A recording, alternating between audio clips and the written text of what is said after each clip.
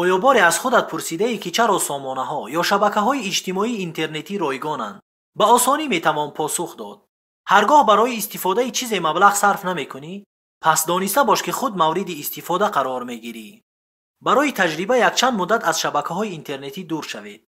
سپس پی خواهید برد که با دوری از اینترنت چیزی را داخل آن گم نکرده اید و از دست نداده اید، بلکه بیرون از آن بزرگترین و قیمتترین چیزها را دارید از دست میدهید و خود در غفلتید.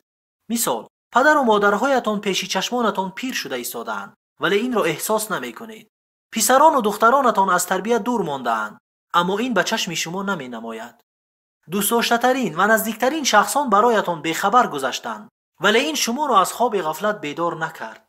غیر از این بزرگترین فرصت‌ها، قیمتترین و گرانبهاترین لحظه‌ها مثل ادای نمازهای پنجگانه، اذکار صبح و شام، تلاوت قرآن، همنشینی با پدر و مادر، تربیت فرزندان و پیگیری آنها، شنیدن اذان و اجابت کردن آن، استغفار هنگام سحر، نشستن و دعا کردن از پس هر نماز و پیامبر صلی الله علیه و سلم صلوات فرستادن و چی بسا امکانیت‌های بزرگ دیگر را با نشستن پشت شبکه‌های اینترنتی از دست داده اید و در حال از دست دادن قرار دارید.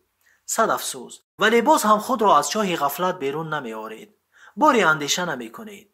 ألم يأن للذين آمنوا أن تخشع قلوبهم لذكر الله وما نزل من الحق ولا يكونوا كالذين أوتوا الكتاب من قبل فطال عليهم الأمد فقست قلوبهم وكثير منهم فاسقون.